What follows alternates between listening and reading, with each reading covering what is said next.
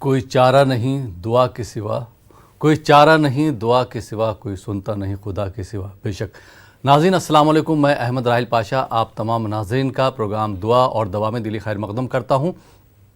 دعا اور دوا ایک ایسا پروگرام ہے جس میں آپ دعاؤں سے متعلق سوالات کر سکتے ہیں، کون سی دعائیں کس وقت مانگی جا سکتی ہیں، کس وقت مانگنا چاہیے اور کن لوگوں کی دعائیں قبول ہوتی ہیں، دعاؤں کے قبول ہونے کا وقت کیا ہے، اس پر ہم گفتگو کریں گے اور آپ کے سوالوں کے جوابات بھی دی جائیں گے۔ آپ کے سوالوں کے جوابات دینے کے لیے ہمارے پٹنہ کے اسٹوڈیو میں تشریف فرما ہیں مفتی ثناء الہدیٰ قاسمی صاحب۔ مفتی صاحب آپ کا خیر مقدم ہے ہمارے اسٹوڈیو میں۔ جزاک اللہ۔ اور میں چاہوں گا اپنے ناظرین کی طرف سے کہ تمہیدی کلمات بیان فرمائے پروگرام کے سلسلے میں، دعا کے سلسلے میں، دوا کے سلسلے میں۔ بسم اللہ الرحمن الرحیم، الحمد للہ رب العالمین والصلاة والسلام علی رسولہ الکریم، اما بعد۔ حضرات ناظرین، یہ دنیا اللہ تعالیٰ نے دارالاسباب بنایا ہے، یعنی یہاں ہر کام کے لیے کوئی نہ کوئی ظاہری سبب ہوتا ہے، تو اللہ تعالیٰ نے اسباب کے اختیار کرنے کا ہمیں پابند بنایا ہے۔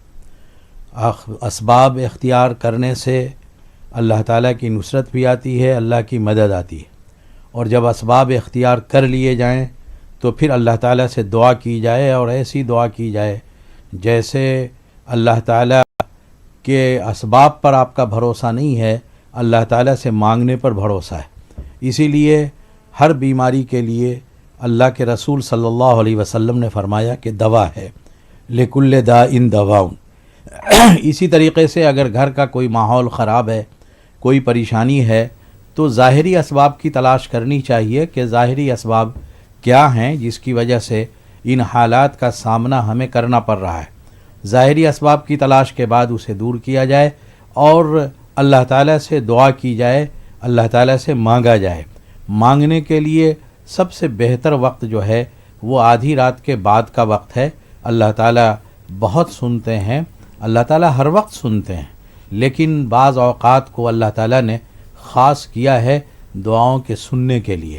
جس طریقے سے بعض چیزوں کو بعض چیزوں پر فضیلت دی ہے، ویسے ہی اللہ تعالیٰ نے بعض اوقات کو بعض اوقات پہ فضیلت دی ہے۔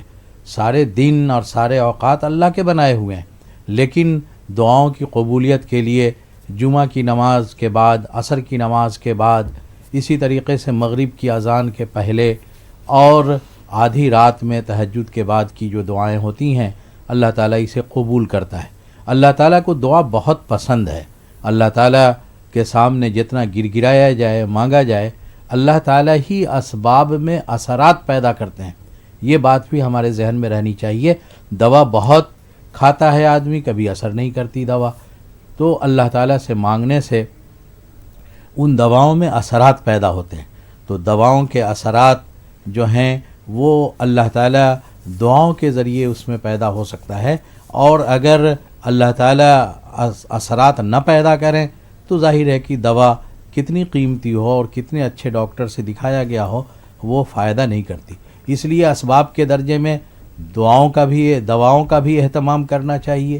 اسباب کے درجے میں خارجی جو اسباب ہیں اس کی تلاش بھی کرنی چاہیے کہ کیوں ایسا ہو رہا ہے، اور پھر اللہ تعالیٰ کے سامنے گر گرانا چاہیے، مانگنا چاہیے، اس لیے کہ شفا دینے والا اور اچھا بنانے والا، کام کو بنانے والا، ملازمتوں کو دینے والا، رزق کا دینے والا، بیماری دینے والا اور شفا عطا کرنے والا سب اللہ تعالیٰ ہے۔ اس لیے اللہ تعالیٰ کے سامنے اسباب اختیار کرنے کے بعد گر گرانا بھی چاہیے، مانگنا بھی چاہیے، دعا بھی کرنی چاہیے، تاکہ اللہ تعالیٰ جس پریشانی میں بندہ مبتلا ہے اسے دور کر دے۔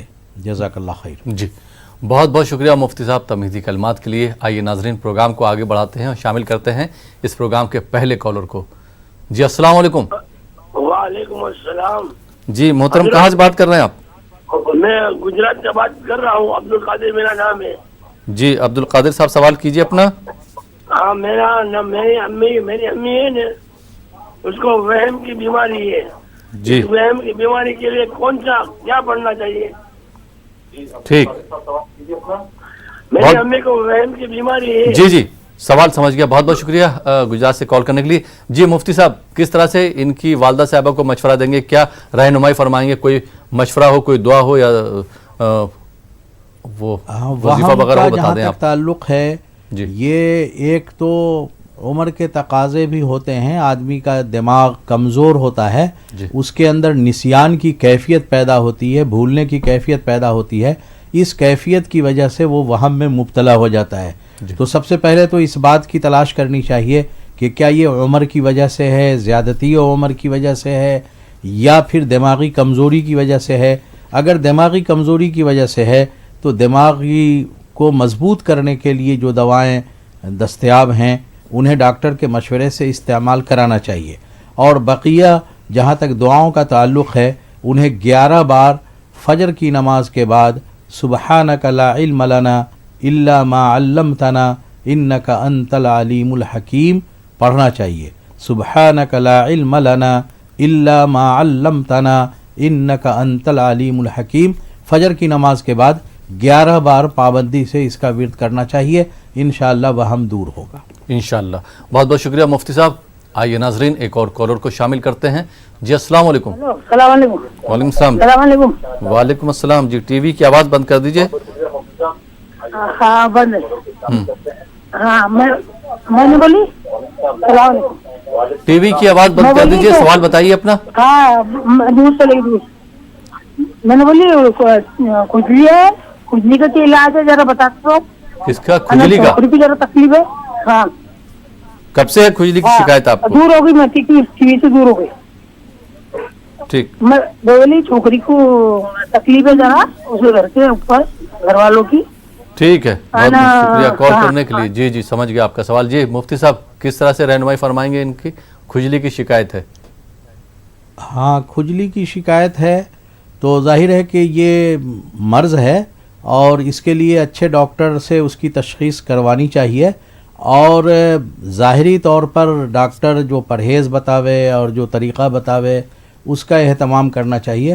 کبھی کبھی یہ کھجلی جو ہے وہ غسل وغیرہ میں کمی کی وجہ سے یا پھر صابن وغیرہ کے نہ استعمال کرنے کی وجہ سے بھی ہو جایا کرتی ہے, تو اس کو دیکھ لینا چاہیے کہ آخر ایسا کیوں ہو رہا ہے. بقیہ جہاں تک کھجلی کے دور کرنے کے لیے دعا کا تعلق ہے تو اس کو تیل میں, کروا تیل میں, اگر کروا تیل اس سے ان کو الرجی نہ ہو بدن میں لگانے سے, تو کروا تیل میں وہ ان بطش ربک لشدید پڑھ کر کے 41 بار, ان بطش ربک لشدید پڑھ کر کے 41 بار اس تیل پہ دم کر لیا جائے, اور تیل پہ دم کر کے جہاں جہاں خارش ہو رہی ہو اسے لگایا جائے.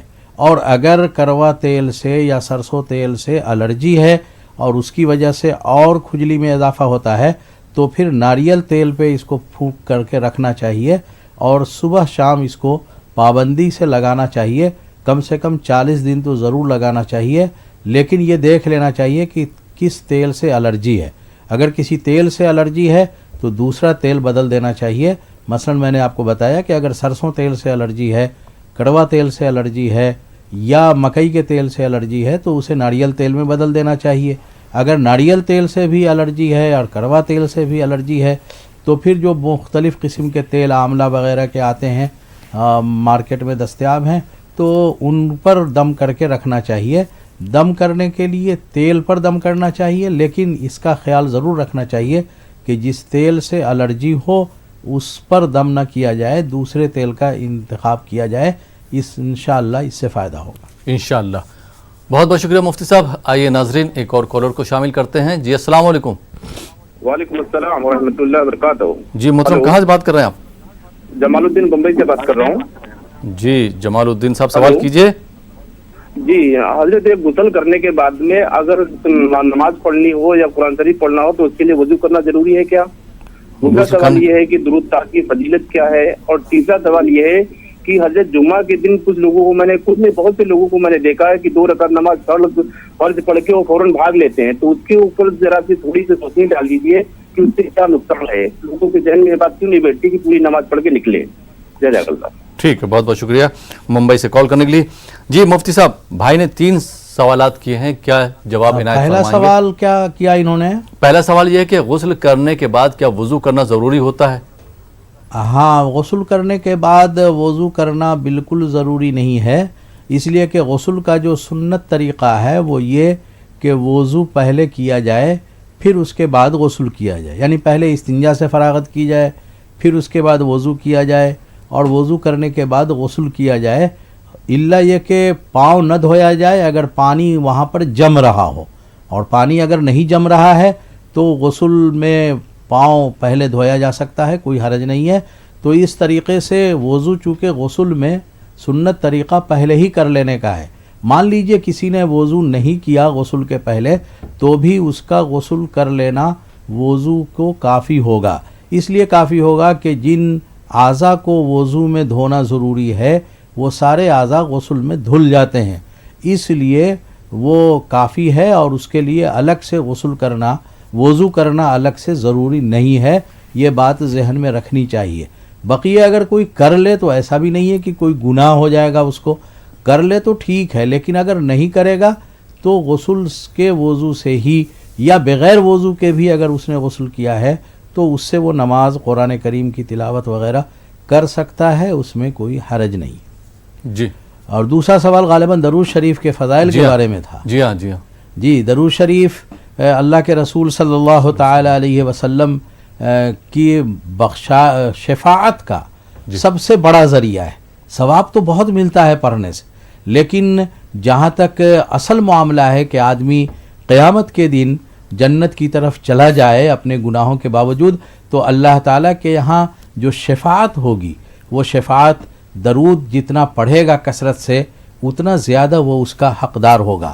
اگر درود شریف کا اہتمام کرے گا تو دعائیں بھی قبول ہوں گی، اسی لیے کہا گیا ہے کہ جب بھی دعا پڑھی جائے تو اول آخر کم از کم 3 بار درود شریف پڑھ لیا جائے تاکہ دعا کی قبولیت میں کوئی شبہ نہ رہے۔ اللہ کے رسول صلی اللہ تعالی علیہ وسلم پر درود شریف پڑھنا دعاؤں کی قبولیت کا بڑا ذریعہ ہے۔ جی، اور تیسرا سوال کیا تھا ان کا؟ یہ کہ جمعے کی نماز میں جو ہے جماعت کے بعد لوگ چلے جاتے ہیں، پوری نماز ادا نہیں کرتے۔ ہاں، یہ پورے ہندوستان کا معاملہ ہے، اور پورے بر صغیر میں یہ رواج پتہ نہیں کیوں رائج ہو گیا، بلکہ بر صغیر کے لوگ جو دوسرے ممالک میں گئے ہوئے ہیں وہاں بھی وہ یہی تماشا کرتے ہیں کہ سب سے آخر میں پہنچیں گے اور اس کے بعد 2 رکعت پڑھ کر کے بھاگ کھڑے ہوں گے۔ ظاہر ہے یہ طریقہ صحیح نہیں ہے، اور جمعہ کے جو فضائل ہیں اور جمعہ کا جو ثواب ہے اس میں جتنا پہلے آدمی مسجد پہنچے گا اتنا زیادہ اس کو ثواب ملے گا، اور جب امام خطبے کے لیے کھڑا ہو گیا تو فرشتے ثواب والا رجسٹر بند کر دیتے ہیں، اب اس کے بعد اس کی نماز تو ہو جائے گی لیکن جو جمعہ کے فضائل اسے ملنے تھے وہ فضائل حاصل نہیں ہوں گے، اس لیے جمعہ میں پہلے جانا چاہیے۔ جمعہ میں 2 ہی رکعت نہیں بلکہ پہلے 4 رکعت سنت پڑھنا چاہیے، اس کے پہلے تحیت المسجد پڑھنا چاہیے، سویرے پہنچ جائیں تو صلاۃ التسبیح پڑھ لینا چاہیے، اور پھر فرض نماز کے بعد 6 رکعت سنت کم سے کم ضرور پڑھنا چاہیے، 2 سلام سے 4 رکعت پہلے اور 2 رکعت، یا 2 رکعت پہلے 4 رکعت بعد میں 6 رکعت پڑھنا چاہیے۔ اگر 2 رکعت اور نفل پڑھ لیں تو یہ زیادہ اچھی بات ہے، لیکن یہ جو طریقہ بر صغیر میں اور دوسری جگہوں پہ رائج ہو گیا ہے کہ امام صاحب نے سلام پھیرا اور آدھی آبادی مسجد کی باہر نظر آتی ہے بغیر سنت کے، یہ سنت کی تخفیف ہے، اور اللہ کے رسول صلی اللہ تعالی علیہ وسلم کی سنت کی پابندی سے زندگی سجتی ہے، سنورتی ہے، مسائل حل ہوتے ہیں، اس لیے اس عادت کو ترک کرنا چاہیے، پہلے مسجد جمعہ میں حاضر ہونا چاہیے اور سنتوں سے فراغت کے بعد ہی واپس ہونا چاہیے، یہ انتہائی ضروری ہے۔ اور بہت اچھے سوال کیے انہوں نے، اور اچھی رہنمائی کرنے کی ضرورت ہے، لوگوں کو بتانے کی ضرورت ہے کہ اس کام میں سستی نہ کی جائے اور سنت کی ادائیگی کے بعد ہی جمعہ کے دن مسجد سے باہر نکلا جائے۔ جی، بہت بہت شکریہ مفتی صاحب۔ ایک چیز اور پوچھنا چاہوں گا کہ جیسے 4 سنتیں فرض سے پہلے اگر چھوٹ گئیں، کوئی تاخیر سے پہنچا ہو تو وہ 4 سنتیں جو ہے کب ادا کریں، اس کی ترتیب بھی بتا دیجئے۔ اگر وہ چاہیں تو وہ 4 رکعت جو سنت ہے وہ بعد میں ادا کر لیں، لیکن اصل یہ ہے کہ 4 رکعت جو سنت ہے وہ جمعہ کی نماز کے پہلے ہے، جی، اور سنتوں کی قضا نہیں ہوتی ہے. وہ 4 رکعت بعد میں پڑھ لے گا تو اس کو ثواب تو مل جائے گا, جی جی لیکن جو سنت چھوٹ گئی ہے جمعہ کے پہلے وہ اس کا بدل نہیں ہے. اس لیے بدل نہیں ہے کہ فرض نماز کی قضا ہوتی ہے, واجب کی قضا ہوتی ہے, سنت کی کوئی قضا نہیں ہے. اور اس 4 رکعت کی سنت کا جو وقت تھا وہ جمعہ کی نماز کے پہلے کا تھا, اس لیے پڑھ لینے سے ثواب تو ہو جائے گا لیکن اس کی تلافی نہیں ہوگی جو اس نے وقت کی قدر نہیں کی اور وقت کا اہتمام نہیں کیا. جی بہت بہت شکریہ مفتی صاحب, اس جواب سے ہمارے بہت سے ناظرین کی رہنمائی ہو گئی ہوگی مجھے امید ہے. بہت بہت شکریہ. آئیے ناظرین ایک اور کالر کو شامل کرتے ہیں. جی السلام علیکم. ہلو جی السلام علیکم. وعلیکم السلام. بھائی ٹی وی کی آواز بند کر دیجئے. کہاں سے بات کر رہے ہیں آپ؟ ہم نامپور سے بات کر رہے ہیں. نامپور. جی سوال پوچھیے. وہ ہمارے گھر والے کی طبیعت ہے, چکر آ کر گر جاتی ہے. گھر والوں میں کس کی طبیعت خراب ہے؟ ہماری بیوی کی. جی ان کی طبیعت خراب کب سے خراب ہے؟ کیا شکایت ہے؟ وہ ان کو چکر آ کر گر جاتی ہے, دانت کھلی بیٹھ جاتی ہے, 2-2.5 سال سے پریشان ہے. ڈاکٹر کو آپ نے دکھایا کیا؟ ہاں سب جگہ بتایا. ٹھیک, کوئی فائدہ نہیں ہو رہا ہے؟ نہیں فائدہ نہیں ہوتا ہے. حضرت لوگ کو بتایا تھا تو 15 دن تک فائدہ ہوتا ہے, اس کے بعد پھر واپس ویسا ہو جاتا ہے. جی مفتی صاحب سے آپ کے سوال کا جواب لے لیتے ہیں. مفتی صاحب جو رہنمائی کریں, جو مشورہ آپ کو دیں اس پر آپ عمل کروائیں گے تو انشاءاللہ ضرور فائدہ ہوگا. بہت بہت شکریہ کال کرنے کے لیے. جی مفتی صاحب کس طرح سے رہنمائی فرمائیں گے بھائی کی؟ ہاں یہ جو ہے چکر آ کر کے گر جانا جو ہے 2 وجہ سے ہو سکتا ہے. ایک تو کمزوری ہو سکتی ہے, دماغی معاملہ ہو سکتا ہے, کوئی اور مرض ہو سکتا ہے. تو اس کی تشخیص تو وہ کہہ رہی ہیں کہ کہہ رہے ہیں کہ ہم کروا رہے ہیں, تو کروانا چاہیے اور ڈاکٹر کو بدل کر کے دیکھنا چاہیے, شاید اس سے کچھ فائدہ ہو جائے. دوسری وجہ یہ ہوتی ہے کہ کچھ نظر کا اثر ہوتا ہے, کبھی کبھی آسیب کا اثر ہوتا ہے, تو اس کی وجہ سے بھی یہ کیفیت پیدا ہوتی ہے. تو اس کے لیے یہ ہے کہ اگر وہ نماز نہیں پڑھتی ہیں تو نماز کی پابندی کرنی چاہیے, اور نماز کی پابندی کے ساتھ ساتھ ہر نماز کے بعد سلام پھیرنے کے بعد اپنے داہنے ہاتھ کو پیشانی پہ رکھنا چاہیے, اور پیشانی پہ رکھ کر کے یا قویو یا قویو یا قویو 11 بار پابندی سے پڑھنا چاہیے. نماز ضروری ہے اور ہر نماز کے بعد ہاتھ پیشانی پر رکھ کر کے یا قویو 11 بار پڑھا جائے تو انشاءاللہ یہ کیفیت دور ہو جائے گی اور افاقہ ہوگا. اللہ تعالیٰ صحت دینے والا ہے انشاءاللہ. بہت بہت شکریہ مفتی صاحب. آئیے ناظرین ایک اور کالر کو شامل کرتے ہیں. جی السلام علیکم. السلام علیکم. وعلیکم السلام. جی محترمہ کہاں سے بات کر رہی ہیں آپ؟ ہم سے بات کر رہے ہیں. ہم یہ پوچھنا چاہتے ہیں کہ ہماری چچیری بہن کی شادی دیکھتے ہیں ہم روز خواب میں. چچیری بہن کی شادی دیکھتے ہیں روزانہ خواب میں, ہر 15 دن میں. ان کی شادی نہیں ہوئی ہے ابھی.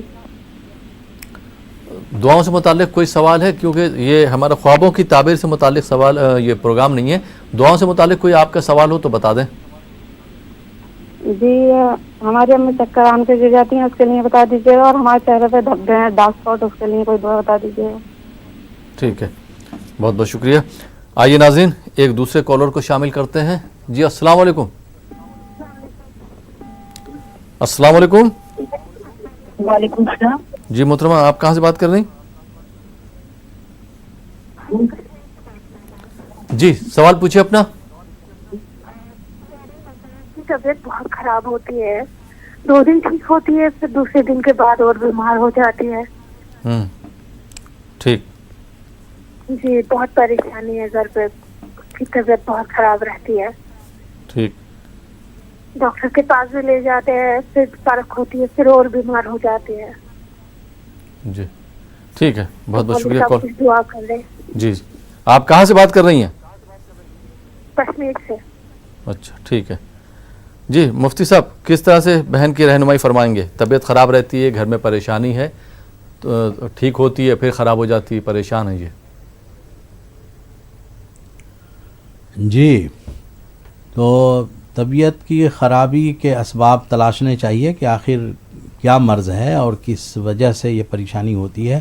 اس کے لیے تو ڈاکٹر کی طرف رجوع کیا جائے. اور بقیہ جہاں تک دعاؤں کا تعلق ہے تو اس کے لیے دعا پڑھنی چاہیے اور دعاؤں کا اہتمام کرنا چاہیے اور نماز کے بعد کرنا چاہیے. اصل یہ ہے کہ اللہ تعالیٰ جب راضی ہوتا ہے نا تب اللہ تعالیٰ جو ہے وہ دواؤں میں بھی اثر پیدا کرتا ہے اور اللہ تعالیٰ بغیر دوا کے بھی ٹھیک کر دیتا ہے. اللہ کی ذات تو بڑی عظیم ہے اور وہ ہر چیز پہ قادر ہے. تو سب سے پہلے تو نماز کا اہتمام کرنا چاہیے تاکہ پورے طور پر اللہ تعالیٰ کی قربت اور اللہ تعالیٰ کی رضا حاصل ہو جائے.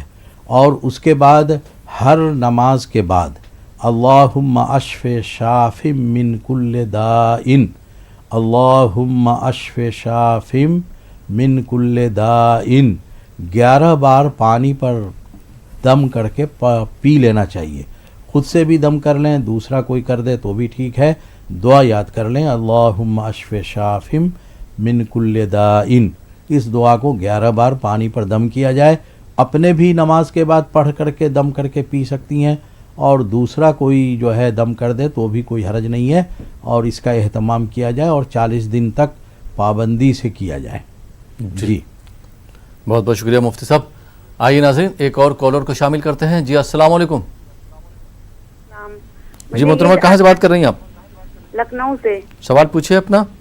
مجھے یہ جاننا ہے کہ جو دوا کھانے کے بعد جو دعا پڑھی جاتی ہے جی جس سے دعا میں شفا ہو وہ دعا بتا دیجیے اور تھوڑا رک رک کے آرام سے بتائیے. ٹھیک ہے، موبائل میں ریکارڈنگ کر لیجئے گا، اس کے بعد آپ جو ہے اس کو یاد بھی کر سکتی ہیں. ٹھیک ہے. ٹھیک. جی مفتی صاحب کس طرح سے بہن کی رہنمائی فرمائیں گے؟ ابھی پہلے کالر کے لیے دعا میں نے بتائی. جی یہ دوا کھانے کے بعد جو ہے پڑھ لینا چاہیے. اللہم اشف شاف من کل داء، اللہم اشف شاف من کل داء، اللہم اشف شاف من کل داء. اسے پڑھ لینا چاہیے. اور دوا کھانے کے پہلے ایک دعا پڑھنی چاہیے. بسم اللہ الذی لا یضر مع اسمہ شیء فی الارض ولا فی السماء، بسم اللہ الذی لا یضر مع اسمہ شیء فی الارض ولا فی السماء. اسے دوا کھانے کے پہلے پڑھنا چاہیے کم سے کم 3 بار. اور اللہم اشف شاف من کل داء ایک بار پڑھنا چاہیے دوا کھانے کے بعد. انشاءاللہ دوا میں شفا ہوگی انشاءاللہ. بہت بہت شکریہ مفتی صاحب. آئیے ناظرین ایک اور کالر کو شامل کرتے ہیں. جی السلام علیکم. وعلیکم السلام. السلام علیکم. وعلیکم السلام. جی محترم کہاں سے بات کر رہے ہیں آپ؟ ہمیں آجو بازو کھریے سے بات کرتے ہیں صاحب. سوال پوچھیے اپنا. ہمیں میرا بیٹا کا 20 سال میں طبیعت خراب ہو گیا، دماغ خراب ہو گیا، تک کمانا جمانا جانے کا نہیں اور پورا علاج کر دیا. اب تو ماترے بھی کھاتا ہے. جی نام تو جلال الدین ہے، صدام بلاتے ہیں. عمر کیا ان کی؟ 20 سال. 20 سال 25 سال. اب 20 سال سے دماغ تو خراب ہو گیا، پاگل جیسا ہنس لینا رو لینا. اب 25 سال، اب 20 سال میں ہوا. آپ نے کسی ڈاکٹر کو دکھایا؟ ڈاکٹر پورا علاج کرے میرے صاحب، پورا علاج کرے. اب بھی ماترے کھاتا ہے، وہ صحیح کا اس کے ماترے بھی کھاتا ہے. دعا میرے کو 7 سال ہے. ٹھیک ہے. ہاں دکھایا تھا. میرے 7 سال میرے سے نہیں ہوتا ہے اب تک. دعا کرو میرے مولانا، دعا کرو میرے بچے کے واسطے. میرا بہت پریشان ہے سب چیز. شادی نہیں کا مقدان ہے کہ نہیں، کیوں نہیں. آپ بالکل بھی نہ روئیں، اللہ کی ذات سے امید رکھیں. مفتی صاحب سے آپ کے سوال کا جواب لے لیتے. مفتی صاحب جس طرح سے رہنمائی فرمائیں اگر اس پر آپ عمل کریں گے تو انشاءاللہ آپ کے بیٹے کی دماغی کیفیت جو ہے درست ہوگی. جی مفتی صاحب کس طرح سے بھائی کی رہنمائی فرمائیں گے آپ؟ ہاں اس بھائی کے لیے پہلا مشورہ تو میرا یہ ہے کہ دماغ کے ڈاکٹر سے دکھا رہے ہیں، اچھی بات ہے. لیکن کسی سائیکولوجسٹ سے ان کو دکھانا چاہیے اور جو نفسیاتی طور پر علاج کرتے ہیں ڈاکٹر ان کے پاس لے جانا چاہیے تاکہ وہ ان گروہوں کو کھول دیں کہ جس کی وجہ سے یہ کیفیت پیدا ہوتی ہے، تو اس سے انشاءاللہ فائدہ ہوگا. اور بقیہ جہاں تک جو ہے ایسے دعا کا تعلق ہے، میں دعا کرتا ہوں کہ اللہ تعالیٰ انہیں شفا عطا فرمائے، ان کے بچے کو شفا عطا فرمائے، اس کیفیت کو دور فرما دے. اور اس کے لیے ان کو دعا پڑھنی چاہیے. قرآن کریم کی آیت ہے وَإِن يَكَادُ الَّذِينَ كَفَرُوا لَيُزْلِقُونَكَ بِأَبْصَارِهِمْ لَمَّا سَمِعُوا الذِّكْرَ وَيَقُولُونَ إِنَّهُ لَمَجْنُونٌ وَإِن يَكَادُ الَّذِينَ كَفَرُوا لَيُزْلِقُونَكَ بِأَبْصَارِهِمْ لما سمعوا الذکر ویقولون انہ لمجنون. اسے جو ہے 11 بار پڑھنا چاہیے اور 11 بار پڑھ کر کے بچے پر دم کر دیا جائے. اور دم کرنے کا طریقہ یہ ہے کہ سر کی طرف سے شروع کیا جائے اور پاؤں کی طرف لے جایا جائے, اور دم کرنے میں تھوڑا جو ہے ہلکا تھوک کے کچھ قطرات بھی یعنی جانے چاہیے, تو جی. اس سے فائدہ ہوگا انشاءاللہ. اس آیت کو یاد کر لیں اور پورے اہتمام کے ساتھ ایک بار تو کم سے کم صبح میں ضرور کر لیں, کئی بار کریں تو زیادہ جلدی افاقہ ہونے کی امید ہے. جزاک اللہ. جی بہت بہت شکریہ مفتی صاحب. آئیے ناظرین ایک اور کالر کو شامل کرتے ہیں. جی السلام علیکم. السلام علیکم. وعلیکم السلام. جی محترم کہاں سے بات کر رہے ہیں آپ؟ میں جموں کشمیر سوپور سے بول رہا ہوں. جی سوال پوچھیے اپنا. میری گھر والی کا تکلیف ہے, ہیپیٹائٹس سی ہے. شکر ہے اللہ تعالیٰ کا, پچھلے 1.5 سال سے یہ دوا کھا رہی ہے اور افاقہ ہوا ہے. مجھے لگتا ہے کہ ٹھیک ہے. ان کو شکایت کیا ہے؟ ہیپیٹائٹس سی تھا. جی ہیپیٹائٹس سی تھا, اس بیماری کا نام ہے ہیپیٹائٹس. وہ لیور کا پرابلم, معدے کا پرابلم ہوتا ہے. جی اب وہ افاقہ ہوا ہے, ٹھیک ہے, لیکن اب اس میں یہ توہم ہے, یہ وہم ہو جاتا ہے. ڈاکٹر کسی کو بتاتا ہے کہ آپ کو تکلیف ہے, یہ اپنے آپ پر لیتی ہے اور وہم ہو جاتا ہے. اب اس یہ وہم کا علاج ہی نہیں ہے. میں سمجھتا ہوں وہم کا علاج ہی نہیں ہے. اب کچھ مفتی صاحب کچھ اس کو اگر کچھ ضرور کرنے کے لیے نماز تو پڑھتی ہے ماشاءاللہ, 5 ٹائم نماز پڑھتی ہے, اور کچھ وہم کے لیے ٹھیک ہے, کرتے ہیں. بالکل بالکل. بہت بہت شکریہ کال کرنے کے لیے. جی مفتی صاحب کس طرح سے ان کی رہنمائی فرمائیں گے ان کی شریک حیات کے لیے؟ ہاں, یہ دھیرے دھیرے انشاءاللہ بیماری سے شفا ہو گئی ہے تو دھیرے دھیرے جو ہے اعضاء میں قوت آئے گی تو انشاءاللہ یہ وہم کی کیفیت بھی دور ہو جائے گی. البتہ ان کو دعا کا اہتمام کرنا چاہیے, اور دعا کے لیے سبحانک لا علم لنا الا ما علمتنا انک انت العلیم الحکیم وہم کے لیے بہت مجرب اور بہت مفید ہے. اس کو جو ہے کم سے کم فجر کی نماز کے بعد 11 بار پڑھیں, اور پڑھ کر کے اپنے ہاتھ پہ دم کر کے اور سر پہ پھیر لیا جائے تو انشاءاللہ اس سے فائدہ ہوگا. جی بہت بہت شکریہ مفتی صاحب, آپ ہمارے اسٹوڈیو میں تشریف لائے اور آپ نے ہمارے ناظرین کی رہنمائی فرمائی. بہت بہت شکریہ. تو ناظرین یہ تھا ہمارا پروگرام دعا اور دوا. فی الحال یہ پروگرام اب یہیں پہ ختم ہوتا ہے. اسی کے ساتھ اپنے میزبان احمد راحیل پاشا کو اجازت دیجیے اور آپ دیکھتے رہیے نیوز 18 اردو.